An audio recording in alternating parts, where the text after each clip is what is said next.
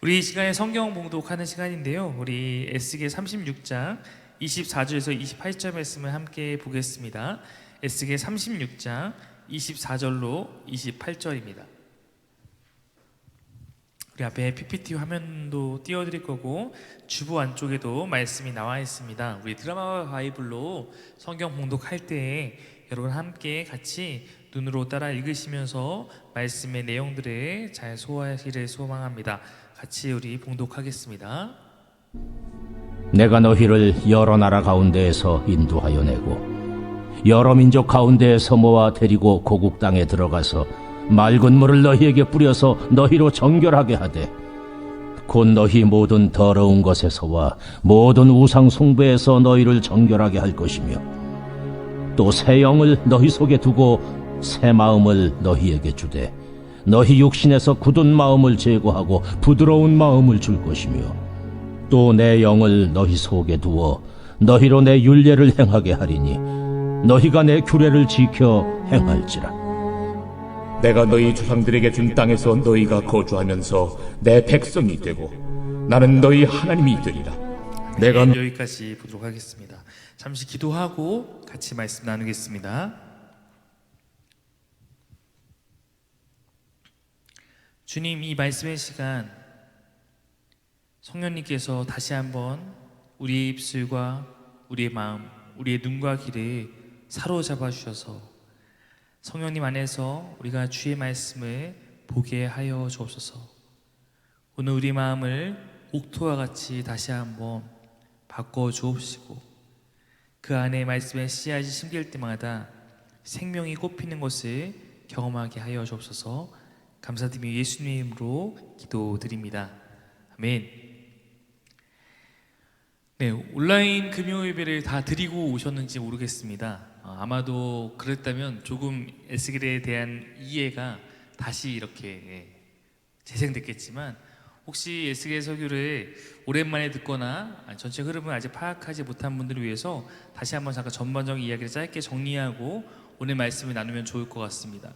아시겠지만 에스겔은 예언서입니다. 구약의 분열왕국 시대에 이제 남유다, 북이스라엘 둘로 나눠진 그 나라가 북이스라엘은 한 번도 하나님을 기쁘게 한 적이 없기 때문에 하나님의 심판이 좀 더 빨리 찾아오게 됩니다. 그래서 북이스라엘 멸망한 이후에 남유다만 남게 되었습니다.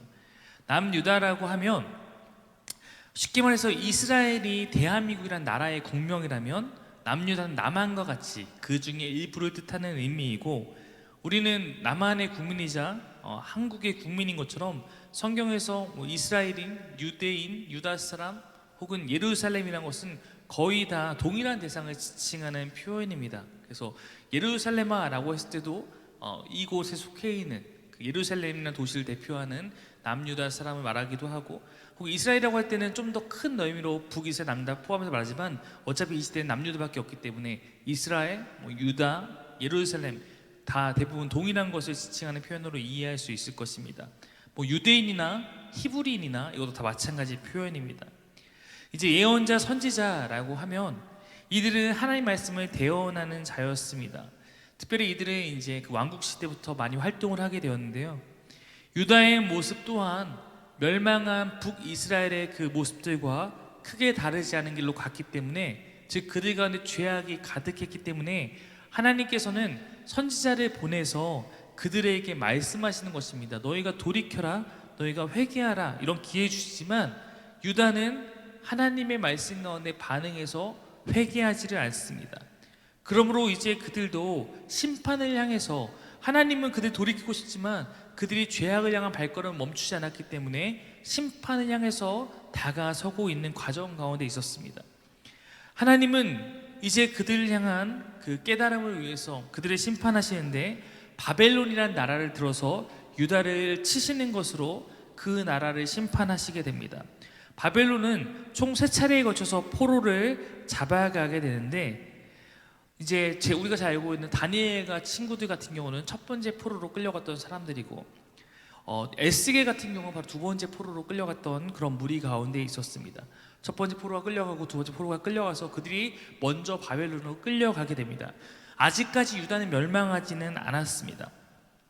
바벨론에 끌려가 있는 그 에스겔이 바벨론 땅에서 그렇게 포로 생활한 지 5년 정도가 지났을 때, 즉 에스겔이 25살의 나이에 끌려왔는데 30살 되었을 때 하나님께서 그곳에서 그를 불러서 네가 나의 예언자가 되어야겠다 하면서 바벨론에 있는 그발 강가에서 그를 불러서 세우시는 것입니다.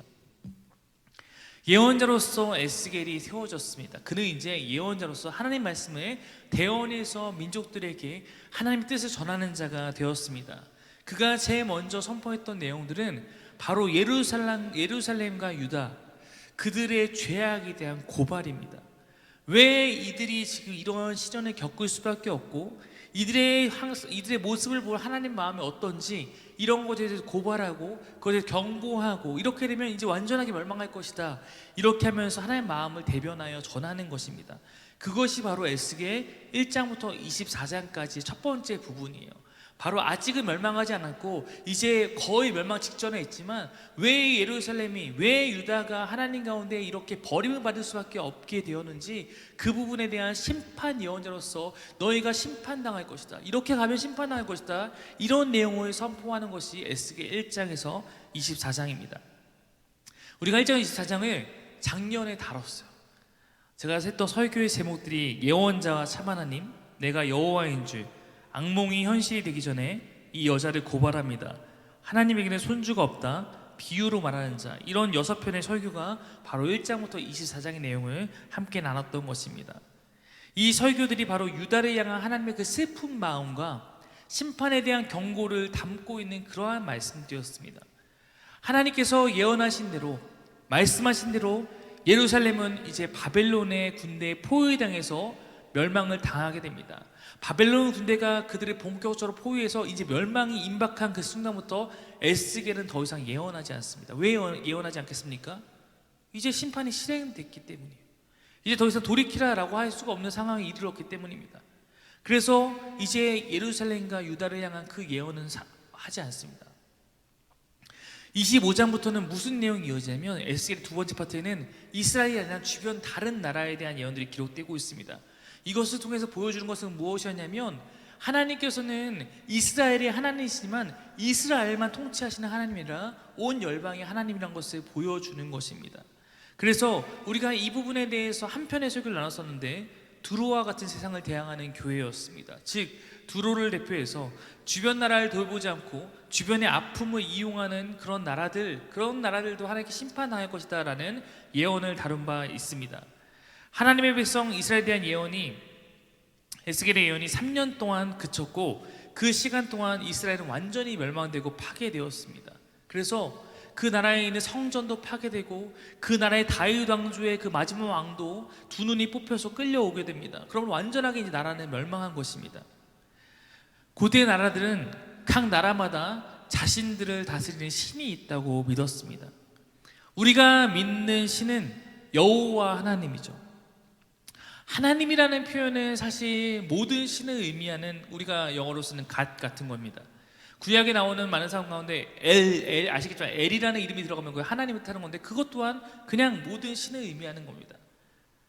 근데 이 하나님은 자신의 이름은 무엇이라 그러면 나는 여호와다, 나는 야훼다. 여호와 야훼라는 것이 바로 이스라엘이 믿는 구약의 우리가 믿는 그 창조자 하나님을 우린 야훼 하나님, 여호와 하나님이라고 부르고 있습니다. 이 이스라엘의 신은 아브라함과 이삭과 야곱의 하나님이며 다윗에게 언약하시고 그 나라를 지켜주시는 그런 이스라엘의 하나님입니다. 그래서 고대 모든 국가들은 전쟁을 치를 때면 이것이 우리의 신과 저들의 신의 전쟁의 싸움이다, 이렇게 여겼죠. 이스라엘이 나가서 이기는 전쟁은 바로 여호와가 승리하신 그런 사건으로 그들은 이해했습니다.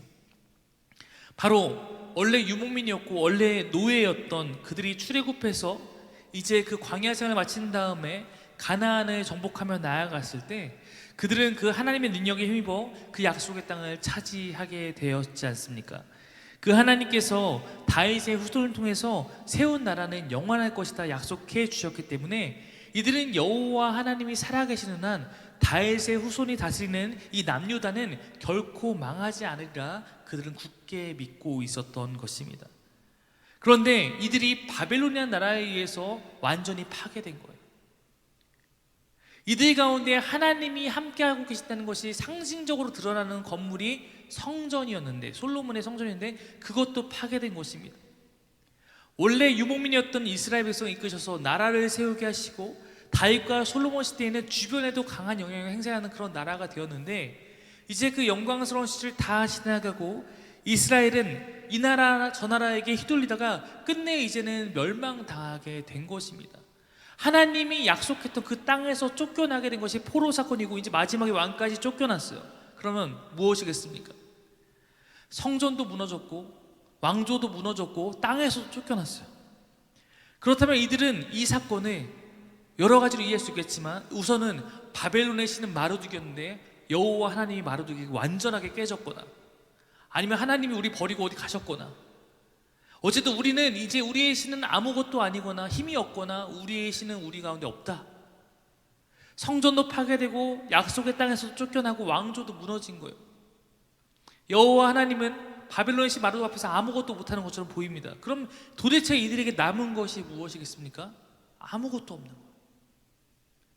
신명기 7장 7절 보면 이런 말씀이 있습니다. 함께 신명기 7장 7절 읽겠습니다. 시작. 여호와께서 너희를 기뻐하시고 너희를 택하심은 너희가 다른 민족보다 수요가 많기 때문이 아니니라. 너희는 오히려 모든 민족 중에 가장 적으니라. 하나님께서 아브라함을 택하시고 그의 후손들의 나라인 이스라엘의 하나님이 되기로 결정하신 것은 무엇이라고 말씀하시면, 너희가 잘나서가 아니라 너희가 모든 민족 가운데 가장 작기 때문이야. 가장 연약한 민족이었어요. 이 연약한 민족이 하나님과 함께했기 때문에 지금 누리고 있던 것이 다 사라졌습니다. 하나님을 빼면 아무것도 아닌 나라, 가장 연약한 나라, 그것이 바로 이스라엘이라는 것입니다. 여러분, 이것을 우리의 인생에 대입해 볼까요? 본인에게 무언가가 있다고 생각하는 사람들은 사실 하나님을 품기 어려운 부분들이 많이 있습니다. 왜냐하면 내 스스로가 내 삶을 개척할 능력이 있고, 내 스스로가 내 모든 문제를 해결할 수 있는 능력이 있고, 이렇게 생각하는 사람일수록 하나님을 의지하는 마음이 내 안에 없기 때문입니다. 하나님께 내어드릴 자리가 내 안에 없는 것이죠. 이미 내가 스스로 강하다고 여기는 인생은 하나님을 의지하지 않습니다. 밖에서 많이 그러잖아요. 기독교인들 향해서 이 연약한 것들, 너희는 그런 하나님 신이나 의지하고 살아가냐? 너희 스스로 해서 개척해야지. 어쩌면 그들이 바라보는 우리에 대한 평가는 어떤 의미에서 맞을지도 모릅니다. 우리는 연약한 사람이기 때문에 우리가 연약함을 하나님을 의지해서 우리가 우리의 그 연약한 가운데 하나님을 의지할 수 있게 되는 것이고, 연약함을 고백하지 않은 사람은 하나님을 의지하기 어려운 것이 신앙의 어떻게 보면은 그러한 모습인 것 같습니다. 자신이 강하다고 믿는 사람은 자신을 믿고 살아갑니다. 그런 사람에게 하나님도 그들 가운데 하나님이 되어주시기 힘든 것입니다. 어떤 사람이 하나님과 동행할 수 있는가? 결핍을 아는 사람입니다. 고난을 가진 사람입니다. 그래서 우리가 예전에 하나님 나라에 배울 때 푸토코스, 이것이 하나님 나라 백성의 가장 특징이다. 두 손 든 자 하나님께, 가난한 자, 가난한 건 결핍을 말하는 것입니다. 주님이 돌보시지 않으면 생존할 수 없는 상태, 이것이 푸토코스입니다. 바로 그들이 그 연약함과 그 자신들이 이겨낼 수 없는 그 상황을 갖고 주님을 간절히 찾고 사모하기 때문에 주님을 강력하게 경험하게 되는 것입니다. 사람은 태초부터 하나님으로 인해서 하나님 가운데 충만함을 느끼도록 창조된 존재입니다. 다른 것이 그것을 대체할 수 없습니다. 인간이 죄를 짓게 된 것은 그 결핍과 그 안에 하나님이 필요하다는 것을 인정하지 않고 스스로 하나님이 되려고 하고 혹은 다른 것으로 그 자리를 대체하려고 하는 것이 죄가 된 것입니다. 그로 인해서 우리 가운데 하나님과 우리 사이는 멀어졌죠. 우리에게 하나님이 빠져나갔기 때문에 우리 안에는 결핍이 찾아온 것입니다. 그러므로 많은 사람은 하나님을 찾지 않는 이상 이것을 자꾸 다른 것으로 채우려고 하는 것이죠. 우리가 겪는 모든 어려움들은 사실 하나님과의 분리에서 일어난 것입니다. 이 결핍을 느끼는 자 중에 주를 찾는 자가 있는 것이고, 주를 찾는 자는 주를 만나는 것입니다. 사실 세상 모든 사람은 이 결핍을 느낍니다. 그러나 이것을 무엇으로 채워야 할지를 바르게 판단하지 못하는 경우가 있습니다. 다른 것들로 이것을 채워보고자 하지만 아마도 끝까지 가도 안 채워질 것입니다. 이것은 창조의 속성을 모르기 때문에 계속 헛된 발걸음을 하는 것입니다. 그러므로 진정한 기독교인의 특징은 성경이 말하기를 무엇인가? 우리의 연약함을 통해서, 내 약함을 통해서 약할 때 강함을 주시는 주님을 만났기 때문에 우리는 여전히 약할지라도 우리는 강한 것입니다. 이 역설이 기독교의 특징 아닙니까? 부유하지 않지만 세상의 부자보다 더욱 자족하고 감사함이 있으며, 고난이 있지만 고난 가운데서 기뻐할 수 있는 것이 그리스도인입니다. 많은 것이 없더라도 나눌 수 있는 넉넉함이 있고, 높음을 추구하는 인간의 본성보다 섬김으로 나아가는 것이 우리가 주님을 만나며 그 안에 내가 새로워졌기 때문입니다. 내가 여전히 연약한 자라는 것은 맞지만 내 약함이 주님 안에서 해결되었기 때문에, 내 약함이 내 스스로가 강해졌기 때문에 내가 달라진 것이 아니라 강한 주님이 내 삶에 함께 해주시기 때문에 내 연약함이 더 이상 나를 괴롭히거나 내게 문제가 되지 않는 것입니다. 기독교인은 그래서 우리 연약함이 때로는 우리의 힘이 되는 것입니다. 때로는 우리에게 찾아오는 고난이 우리에게 기회가 되는 것입니다. 연약함과 고통을 좋아하는 사람이 누가 있겠습니까? 연약함과 고통은 모두 우리에게 힘겨운 일임에 틀림없지만 우리가 그 가운데서 주님을 붙드는 것을 배웠기 때문에 그것은 우리에게 단순히 연약함과 고통으로 끝나지 않을 수 있는 것입니다. 여호수아서를 기억하시면 작고 연약한 그 유목민 이스라엘, 그들은 자신들의 힘으로 절대 가나안을 얻지 못할 존재입니다. 그러나 그들 가운데 하나님이 함께 계시니 그들이 모든 전쟁 가운데 승리합니다. 이스라엘이 바로 그러한 것을 경험한 민족인데, 그들이 나라를 이루고 살면서 마치 자신들이 뭔가를 할 수 있는 존재가 된 것처럼 여기며 스스로 하나님을 섬기는 법을 제외하고 나니까 이제 그들에게 남는 것이 아무것도 없는 것입니다. 그렇게 다 잃고 포로로 끌려온 그들에게 희망이라는 것이 존재하겠습니까?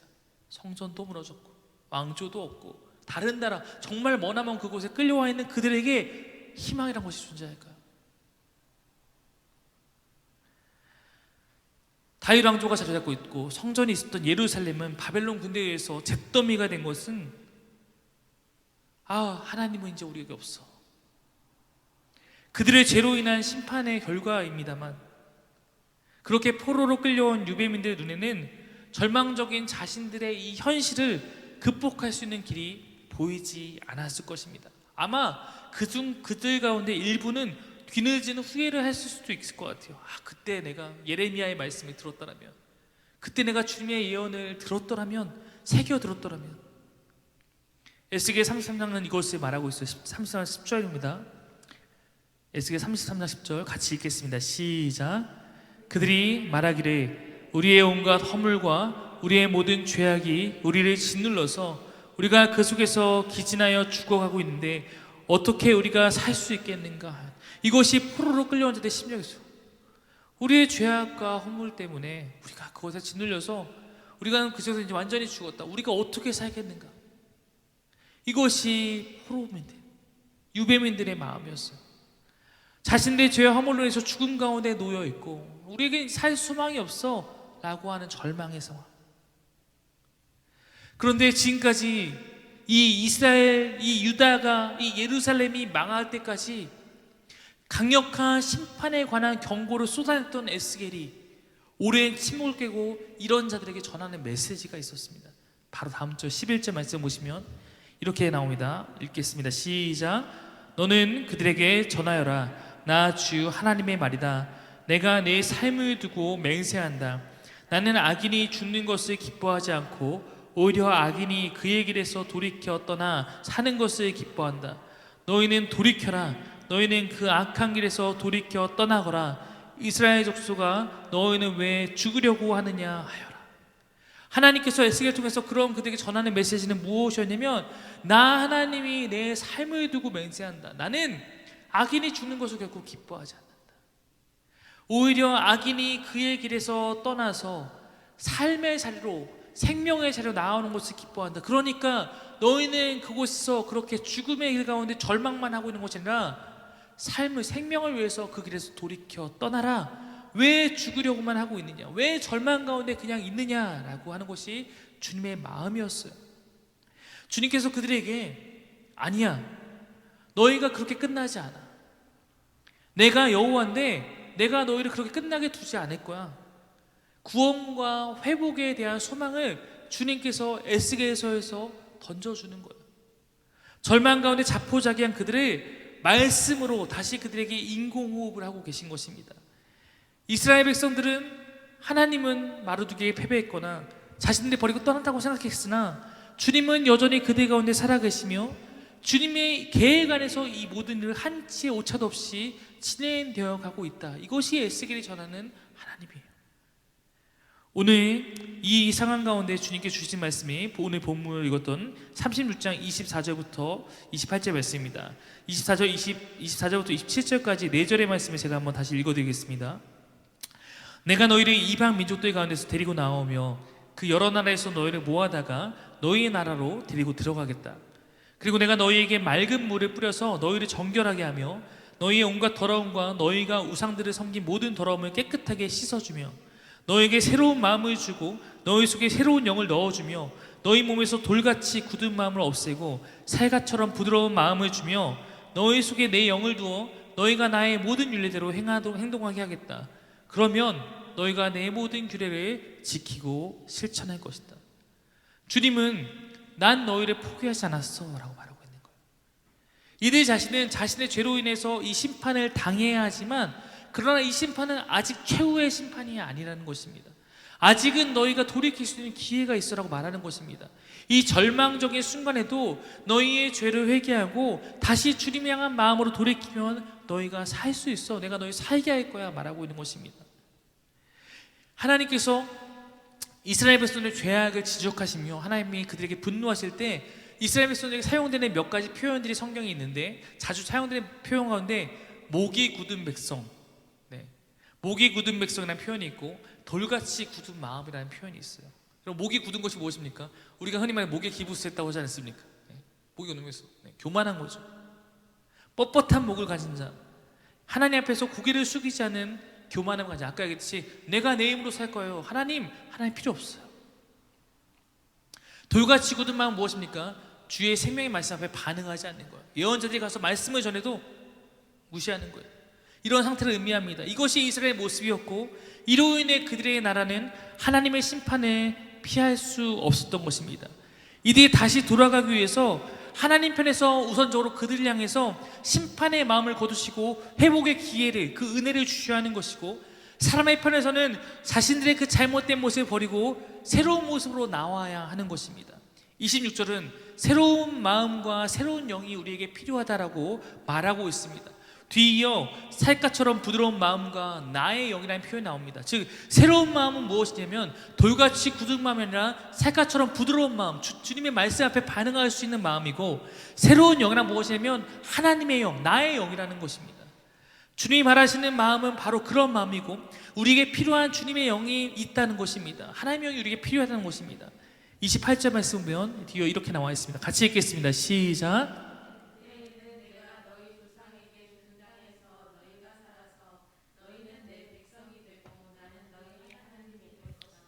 너희가 돌같이 굳은 마음을 너희 가운데 변화돼서 너희가 살갗처럼 부드러운 마음이 되고 너희 안에 나의 영이 존재하게 된다면 그때 내가 너희 조상에게 준 그 땅에서 너희는 다시 살 것이고 너희는 내 백성이 되고 나는 너희 하나님이 될 것이다.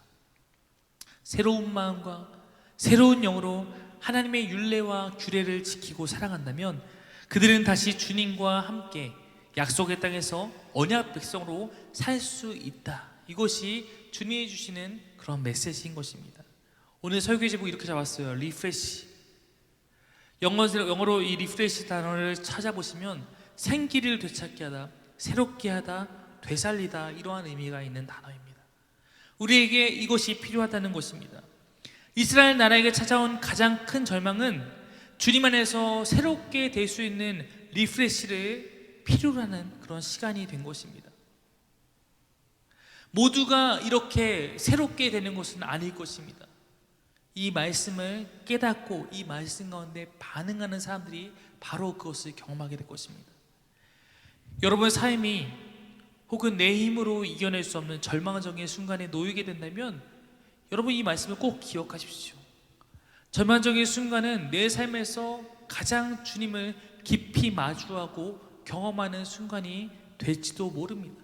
그 시간 가운데 나를 리프레시하게 만드시는 그 주님을 내가 바라볼 수 있다면, 그러나 그 시간마저 놓쳐버린다면 가장 연약해서, 내 삶이 가장 연약해져서 누군가를 찾을 수밖에 없는 그 시간에도 내가 주님을 찾지 않고 다른 것을 의지한다면 우리에게 그러한 시간들은 그냥 절망 가운데 묻혀있는 그런 시간이 될지도 모릅니다.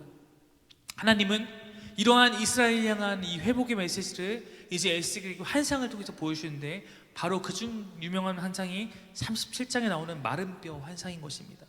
여호와의 영이 에스겔을 데리고 환상 가운데 골짜기로 가십니다.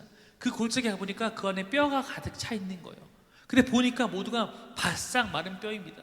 바싹 마른 뼈란 건 뭐냐면, 더욱더 이것이 뭐 최근에 죽은 게 아니라 완전하게 소멸되어 있는 절망적인 그 상태에 놓인 지 오래된, 여호와께서 에스겔에 묻습니다. 이 뼈들이 능히 살 수 있겠느냐. 여러분, 그때 에스겔이 뭐라고 대답하는지 아십니까? 에스겔이 굉장히 지혜롭게 대답하는 사람인 것 같아요. 여러분, 하나님께 우리에게 물으시면 가장 좋은 대답이 뭐죠? 네, 주님만이 아십니다. 교육 아닙니까? 네, 주 여호와여 주께서 아시나이다. 이것이 에스겔의 대답이었습니다. 하나님이 물은 것은 야, 이 뼈가 살아나겠느냐? 라는 대답이었는데, 에스겔의 대답은 뼈가 살아나는 것에 대해서뿐만 아니라 만약 이 뼈가 살아난다면 오직 여호와에 의해서만 가능합니다 라고 대답한 것이죠. 뼈들이 살아날 수는 없지만, 원래 뼈라는 것은 살아날 수 없지만 만약에 여호와께서 하신다면 가능합니다 라는 믿음의 고백이었던 거예요. 여러분, 뼈가 주어일 때는 아무 일도 일어나지 않습니다. 그러나 여호와가 주어일 때 그것은 가능하다라는 것이죠. 여러분, 아무것도 되지 않은 절망 가운데서 여러분은 어떤 대답으로 나아갈 수 있겠습니까? 우리도 이런 대답을 할 수 있어야겠죠. 오직 여호와께서 일하시면 가능한 줄로 믿습니다. 내 삶 가운데 여호와께서 일하시면 가능한 줄로 믿습니다. 다른 것이 주어가 될 때는 그것은 불가능해요. 이것이 우리의 믿음의 고백입니다. 다른 것이 주어가 아니라 여호와께서 나의 힘이고 나의 도움이시고 나의 방패이고 나의 소망입니다. 주님은 마른 뼈를 내가 살리겠다라고 에스겔이 말씀하십니다. 에스겔이 주님 말씀을 대언하여 외치는 거예요. 그때 에스겔을 통해서 외친 그 소리를 듣고 뼈들이 살아나기 시작합니다. 뼈가 막 서로 모여서 이어지기 시작하는 것입니다. 그 뼈들 위에 힘줄이 뻗치고 살이 오르고 살갗이 덮였습니다. 그래서 여전히 그렇게 해서 겉모습이 살아나는데, 여전히 이들이 뭔가 사람의 모습은 갖췄지만 아직 뭔가가 부족해. 뭐가 없었냐면 생명이 없었더라. 살갗이 살아서 움직여서 뭔가 되는 것까지는 됐어요. 근데 생명이 없어요. 주님이 사람을 만드실 때도 그곳 가운데 사람이 사람 된 것은 무엇이냐면 생기, 하나님이 생기를 불어넣을 때 아닙니까? 저는 이 말씀 볼 때 이런 생각해봐요. 그래, 현대의 과학이 발전하고 미래의 과학이 발전하면 우리가 어쩌면 인간을 똑같이 살까지 만들어낼 수 있을지 몰라. 근데 그렇다고 그것이 하나님 만드신 인간일까? 그것이 아니라고 우리가 고백할 수밖에 없는 것은, 우리가 무언가 물질적인 것을 만들 수 있지만 주님이 우리에게 주신 것은 생명이기 때문에 생명을 주님께서 그들에게 불어넣으십니다. 그때 그 모든 것들이, 그 뼈가 이어져서 만들었던 사람들이 살아나서, 그 모든 사람이 살아나서 이것이 엄청난 큰 군대가 됐다. 이것이 에스겔의 37장의 내용입니다. 주님이 이 환상에 보이시면 이렇게 말씀하십니다. 37장 11절 말씀이에요. 같이 읽겠습니다. 시작. 또 내게 이르시되 인자야, 이 뼈들은 이스라엘 온 족속이라. 그들이 이르기를 우리는 뼈들이 말랐고 우리의 소망이 없어졌으니 우리는 다 멸절되었다 하느니라. 주님이 말씀하시기를 이 골짜기에 누워있던 이 뼈들이 바로 지금 이스라엘의 상태야. 우리가 다 말라서 오늘 아무것도 할 수 없다고 했던 그들의 그 마음이 이 골짜기에 있는 그 마른 뼈와 같지만, 주님께서 그들 가운데 함께 하실 때 그들 가운데 생명을 다시 한번 불어넣어줘서 그들의 마음이 새로운 마음으로, 그들의 새로운 영이 들어갔을 때 그들은 일어나서 군대와 같이 다시 서게 될 거야. 이 말씀을 하고 계신 것입니다. 37장 14절 보면 이렇게 나와 있어요. 내가 또 내 영을 너희 속에 두어 너희가 살아나게 하고 내가 또 너희를 너희 고국 땅에 두리니 나 여호와가 이 일을 말하고 이룬 줄을 너희가 알리라. 여호와의 말씀입니다.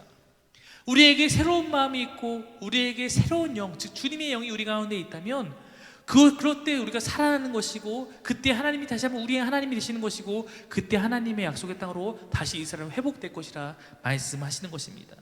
주님의 영이 우리 안에 새롭게 될 때, 우리의 죽은 영이 아니라 주님의 영이 우리를 새롭게 하실 때, 우리의 마음이 주님의 마음으로 바뀔 때, 포로로 와 있는 이 절망적인 상황이지만 그들은 다시 약속의 땅 고국으로 돌아갈 수 있는 소망을 갖게 되는 것입니다. 왜냐하면 이것이 여호와의 말씀이기 때문입니다. 아시다시피 70년의 포로 생활이 끝난 이후 이들은 돌아갑니다. 여러분, 이들이 어떻게 돌아가게 됩니까? 이들을 잡아온 그 강력한 나라 바벨론이 무너져요. 70년 만에 페르시아에 의해서 무너지고, 이들의 주권은 이제 페르시아가 잡게 되고 페르시아 왕은 이들을 돌려보내게 되는 거예요. 여러분, 이것을 통해서 성경이 보여주고 있는 건 뭐냐면 나라의 흥망성쇠도 주님 안에서 결정되는 거예요. 우리가 봤을 땐 그 바벨론이 정말 세계를 호령하고 오래오래 그렇게 할 수 있는 그런 영원한 나라처럼, 영원한 제국처럼 보이지만 사실 하나의 말씀 안에서 그것은 언제든지 바뀔 수 있는, 그러므로 모든 고대 근동의 역사는 하나님의 살아계심을 그 역사를 통해서 우리에게 증언하고 있는 것입니다. 말씀을 마무리하겠습니다. 이번 한 주간 저희 교회를 출석하고 계신 한 성도님께서 보내주신 말씀이 제 안에 있었습니다. 가족 중에 한 분이 심한 화상을 당해서 화상병원에서 매일 고통 가운데 계시는데, 그분께 저희 사김의 설교를 함께 공유해서 듣고 계신다라고 말해 주셨습니다. 그 환자분께서 그 말씀에 깊은 감동을 받고 하나님을 의지하며 침상에서 예배하고 있다라고 말했습니다. 그러한 큰 사고, 그러한 고통 중에 사실 우리가 할 수 있는 것이 무엇이 있겠습니까? 우리는 연약한 자임을 깨달을 뿐입니다. 우리의 존재적인 한계를 사실은 우리가 감당할 수 없는 그 시련들 앞에서 우리는 경험할 뿐입니다. 내가 믿고 의지하던 모든 것이 사실 내게 해줄 수 있는 것이 거의 없음을 우리는 깨달을 뿐입니다. 그러나 저 또한 목사로서 제가 인간적으로 뭔가 할 수 있는 것은 아무것도 없을지 모르겠지만, 우리가 전하는, 우리가 고백하고 나누는 이 말씀의 진리는 그러한 자들에게도 영원한 생명의 그 소망을 주는 그런 회복의 양식이 될 거라 저는 믿습니다. 우리가 절망 가운데 갇혀서 바라보지 못하는 것을 바라보게 하는 빛이 될 것이라 믿습니다. 마른 뼈와 같이 느껴지는 우리의 삶 가운데 변함없는 주님의 사랑은 우리를 향한 한 줄기의 소망의 빛이 되는 것입니다. 혹시 내 삶이 가장 절망적인 순간에 머물러 있다면 그 절망에 그저 머물러 계지 말고, 절망에 머물러 있는 마른 뼈와 같은 상황이 아니라 절망을 변화시킬 수 있는 능력이 있는 그 주의 말씀을 듣고 내 마음이 새로운 마음으로, 내 영이 새로운 영으로 거듭나기를 추구하십시오. 바로 그것이 우리 삶의 새로운 길을 여는 우리의 힘입니다. 에스겔에서 바로 그러한 마음의 변화를 가진 사람들이 주축이 되어서 무너졌던 하나님의 성전은 다시 세워지게 되고 이스라엘은 다시 회복되게 되는 것입니다. 리프레시, 내 삶에 주님이 주시는 그러한 기회들을 놓치지 마십시오. 마른 뼈를 살리셔서 군대를 만드시는 여호와 하나님, 그분이 우리가 믿는 여호와 하나님인 줄 믿습니다. 오늘도 우리는 그분께 예배하는 것입니다. 살아계신 하나님이 여러분의 삶의 모든 순간에 위로와 소망이 되어주시기를 간절히 바랍니다. 우리 함께 같이 찬양할 텐데, 우리 약할 때 강함 대신에 우리 함께 찬양하며 나아가고 싶습니다.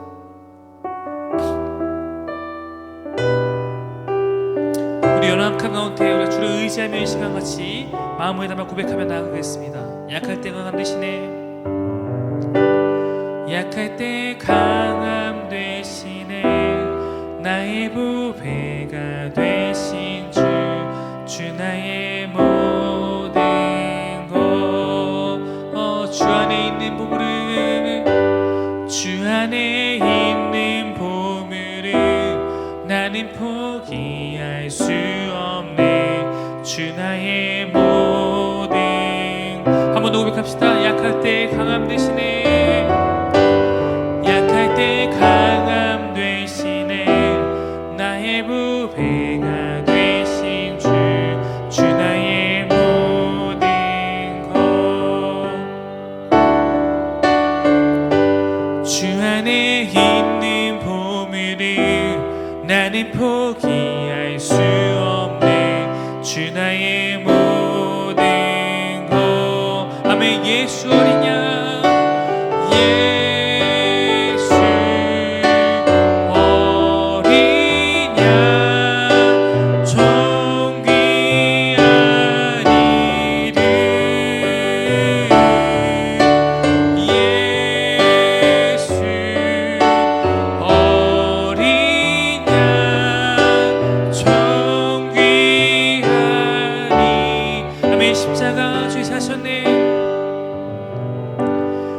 십자가 죄사하셨네. 주님의 이름 찬양해. 주 나의 모든 것. 쓰러진 나를 세우고 나의 빈자리 채우네. 주 나의 모든 것. 아멘. 예수 어리냐.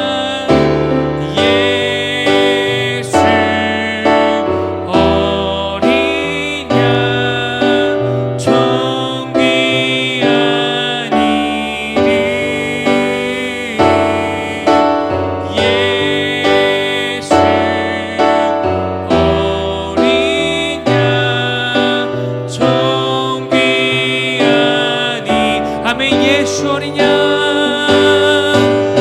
예수 어리냐. 존귀하니리. 예수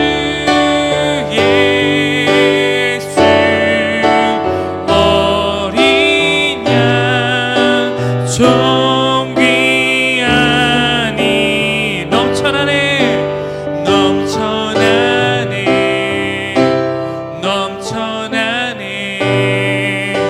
주를 향한 내 속에 갈망이 주님께로 날 이끌어 주소서.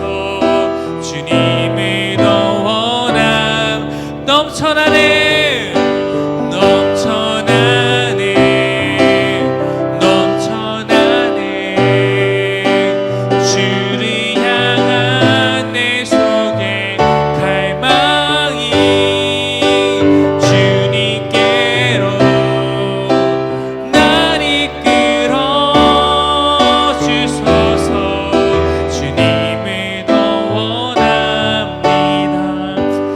여러분, 우리 안에 무엇을 품고 있습니까? 우리 안에 주님의 마음이 있습니까?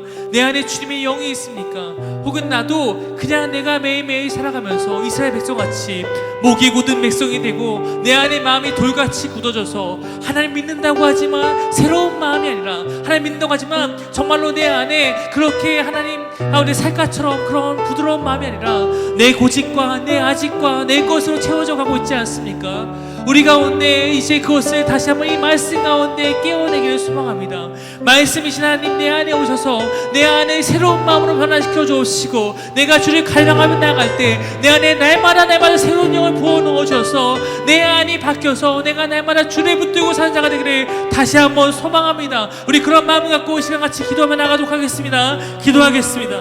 하나님, 우리 가운데 다시 한번 이 말씀을 붙들고 주를 의지하며 나아갑니다. 우리 안에 주의 영이 필요하고 우리 안에 주의 마음이 필요합니다. 내 안에 하나님 그러한 마음들, 아버지 내 마음이 정말로 굳어져가는 마음이 아니라 내 마음이 정말로 주의 말씀 안에서 날마다 살아있는 마음이 있어도 주여 인도하여 주옵소서. 내가 주를 의지하며 나아가오니 이 시간 말씀에 하나님 다시 한번 내 안에 오셔서 나를 변화시키시고 나를 바꾸시고 내 안에 주의 영을 불어넣어 주옵소서. 내 안에 주의 영으로 함께하여 주옵소서. 내 안에 주님 주시는 그 마음으로 함께하여 주옵소서. 내가 주를 의지합니다. 내가 주를 사랑하며 나아갑니다. 내가 주를 바라보며 나아갑니다.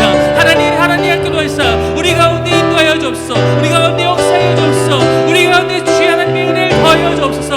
오늘도 말씀이 하나님 내 안에 살아있어서 아버지 하나님 내 안에 정말로 주님이 말하실 새로운 영이 되어서 주여 인도하여 주옵소서. 내 안에 나의 마음들 내가 꿈꾸는 아버지 인간이 갖고 있는 그 여러 가지 욕망들이 내 안에 말씀으로써 그것이 다 안에 녹아내리고 아버지 그 안에 정말로 온전하게 주님의 말씀이 인해서도 주여 인도하여 주옵소서. 오 하나님, 오 하나님, 오 하나님, 우리가 주를 갈망하며 나가는 이 마음이 우리 안에 멈추지 않기를 소망합니다. 우리 안에 주를 예배하는 마음이 멈추지 않기를 소망합니다. 하나님, 우리가 어떤 절망 가운데 있다고 할지라도 우리가 안에 어떤 어려움이 있다고 할지라도 내 안에 주를 향한 이 마음이 아무리 쉬지 않도록 주여 인도하여 주옵소서. 오 하나님, 오 하나님, 부탁드리겠습니다. 하나님, 세상에 주는 절망이 우리를 위축하게 할지라도 우리의 마음이 그것에 위축되지 않도록 주여 인도하여 주옵소서. 우리의 마음은 더욱 깨어 주를 바라볼 수 있도록 아버지 그렇게 붙잡아 주옵소서. 내 마음이 하나님 내 생각과 내 방법과 나의 어떤 것 채워져 있는 그런 고집스러운 마음들이 아니라 주의 말씀 가운데 변화가 일어나는 새로운 마음이 될 수 있도록 주여 인도하여 주옵소서. 돌같이 굳어져가는 하나님 내 마음을 주님께서 다시 한번 말씀으로 쪼개시고 그 안에 하나님 주의 영을 불어넣으시사 내 마음 가운데 먼저 새로운 변화가 있을 수 있도록 주여 인도하여 주옵소서. 내가 변화되었을 때 나를 둘러싸고 있는 모든 절망감들은 다시 한번 내 안에서 주의 영 가운데 희망으로 받게 되고 소망함이 될 줄로 믿습니다. 하나님 내가 먼저 변화되어서 내가 나의 환경과 나의 삶을 바라보는 모든 시각이 바뀔 수도 주여 인도하여 주옵소서. 우리가 그렇게 변화되어 주를 붙들고 나아갈 때 우리의 삶은 주의 삶이 될 것이고 주님이 지키는 삶 가운데 내 발걸음이 형통하게 될 줄로 믿습니다. 주님 그런 것을 모두 경험할 수 있는 우리 믿음의 자녀 될 수 있도록 주여 인도하여 주옵소서. 주님 절망 가운데 있는 사람들이 낙심하지 않기를 원합니다. 세상은 우리를 낙심하게 할지라도 하나님 우리는 주의 말씀을 소망 삼아 그것을 붙들고 일어나기를 소망합니다. 우리의 삶 가운데 그리하여서 그 모든 절망의 순간들이 주를 깊이 경험하는 은혜의 시간이 될 수 있도록 주여 인도하여 주옵소서. 오늘도 그런 하나님 어려운 마음을 갖고 그런 기도의 짐을 갖고 주께 나와서 예배하는 모든 자마다 오늘 이 말씀 붙들고 일어나게 된 역사가 있을 수 있도록 주여 함께하여 주옵소서. 감사드리며 예수님의 이름으로 간절히 기도하옵나이다. 아멘. 아멘. 네, 우리 사귐의 소식을 함께 나누도록 하겠습니다. 주보 안쪽에 있습니다. 네, 오늘도 우리가 모여서 예배할 때나 또 흩어져 삶으로 나아갈 때나 우리가 주님을 예배하고 주님을 붙들고 살아가기를 소망합니다. 오늘 1, 2부 예배는 모임 예배로, 3부 예배는 온라인 예배로 드리고 있습니다. 우리가 또 이제 다음 주 상황 또 지켜봐야지 알겠지만 그러나 다행히 조금씩 한국의 상황이 또 나아지고 있어서 그런 부분 가운데 소망을 느끼고 있습니다. 우리가 함께 모여서 다시 전과 같이 예배하는 그때까지 여러분 스스로가 말씀을 잘 붙들고 또 우리가 주어진 이 시간 통해서 더욱더 그 하나님을 갈망하며 나아갈 수 있기를 소망합니다. 코로나 극복을 위해서 기도해 주시고 함께 나라와 또 우리 사귐의 교회 또 대한민국에 있는 모든 교회를 위해서 기도해 주시기를 소망합니다. 4번이 중요한데요. 네, 모일 수 없지만 모임은 축소되고 있지만 주님 향한 마음은 날마다 커져야 합니다. 우리 에스겔을 다시 돌아왔는데 에스겔이 그 전반부와 달리 소망의 메시지가 가득하기 때문에 어쩌면 더 이 마음들이 와닿는 것 같습니다. 우리의 마음들이 더 커져가길 소망하고 예배자의 마음과 각자에게는 예배자의 마음을 지켜주셔서 우리가 어느 곳에 있든지 예배할 수 있도록 우리 공동체가 이것으로 인해서 와야 되지 않고 더욱 단단하게 뭉칠 수 있도록 함께 기도해 주시면 좋겠습니다. 말씀 아마 다음 주 정도에는 말씀 묵상집을 신청할 텐데 우리 교회에서 지원을 받으신 분들은 오늘 예배 후에 어제 도착했으니까 받아가시면 되겠고 저도 5월, 6월에는 과연 무슨 말씀일까 되게 이렇게 두렵고 떨리는 마음 가운데 봤는데 시편입니다. 시편. 그래서 이번엔 짤막하게 아니라 시편을 좀 오랫동안 다루게 될 것 같고요. 고린도전서 말씀으로 이렇게 이어지는 것으로 알고 있습니다. 네, 특별헌금 계속해서 보내주셔서 감사합니다. 네, 예배당 공사 일정은 대출이 나와야지만 공사가 진행된다는 그 답을 들어서 저희 공사는 예정보다 조금 늦어서 대출이 진행되고 4월 말부터 아마 들어갈 수 있을 것 같습니다. 6월 정도까지 진행할 예정입니다. 교인 동정은 지선영, 정진영 이 부부가 이번 주 목요일 날 김천에서 옥정으로 이사하게 됩니다. 좀 20단지로 이사하게 되니까 함께 또 관심 가져주시면 감사하겠습니다. 4월에 생일이 있었는데 우리 아이들은 잘 못 챙겨줬네요. 엘림이 디일이 있었고요. 천사님 그리고 내일은 우리 세일 청년의 생일입니다. 이렇게 또 축하해 주시면 좋을 것 같습니다. 네, 우리 시간 같이 헌금 나눌 때 우리 이성희 지사님께서 헌금을 해주시면 감사하겠습니다. 우리 같이 일어나서 우리 결단의 찬양을 다시 한번 같이 하면서 하나님께 우리 마음을 드리며 나아갔으면 좋겠습니다.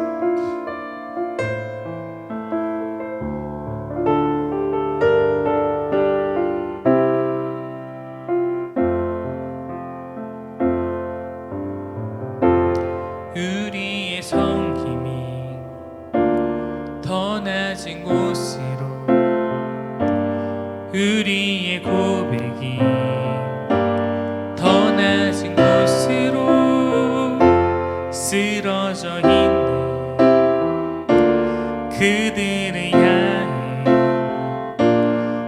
자신이 그랬듯 더 낮은 곳으로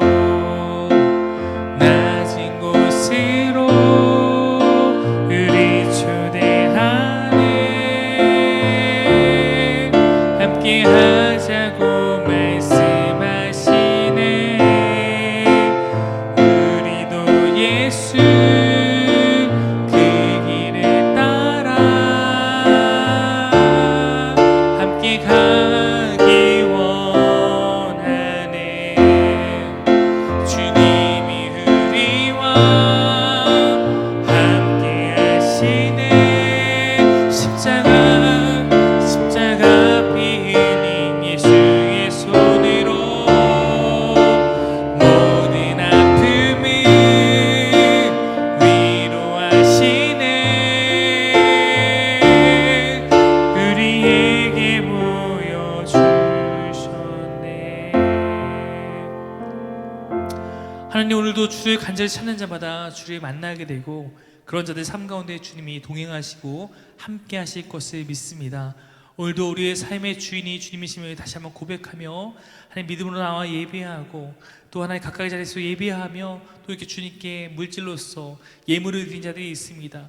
이 헌물에 담긴 우리의 마음들, 주님 향한 고백들 주님 받아 주옵시고, 특별히 하나님 우리가 굉장히 지정적으로 위축되어 있는 상황에서도 주님 향한 변함없는 마음으로 하나님께 드리는 자들이 하나님 그로 인해서 어려움을 당하지 않도록, 때로는 어려움을 당할지라도 그 안에 주님의 역사하심을 경험할 수 있도록 주여 인도하여 주옵소서. 자기의 교회가 여러 가지 일을 추진해 나가고 있습니다. 주님, 우리 가운데 함께 하시사 주님의 동행하심을 경험하며 나아갈 수 있도록 주여 인도하시옵고, 우리가 하나님 이 일을 할 때 물질로 인해서 교회도 성도들도 어느 누구도 넘어지지 아니하고 우리가 살아계신 하나님만 붙들고 나아갈 수 있도록 주님 우리 가운데 함께 하여 주옵소서. 이제는 우리를 위해서 십자가에 죽으신 예수 그리스도의 사랑하심과 우리를 만드시고 우리를 살피시고 우리 가운데 함께 하시는 아버지 하나님의 크신 은혜와 성령님의 우리 가운데 동행하시며 우리 삶 가운데 역사하시는 그 성령님의 역사하심이 오늘 이곳에서 다시 한번 말씀으로 내 삶을 굳게 하고 붙들고 삶의 자리로 돌아가는 우리 자기의 교회 모든 형제 자매의 삶 가운데 지금으로부터 영원까지 함께 하시기를 간절히 축원하옵나이다. 아멘.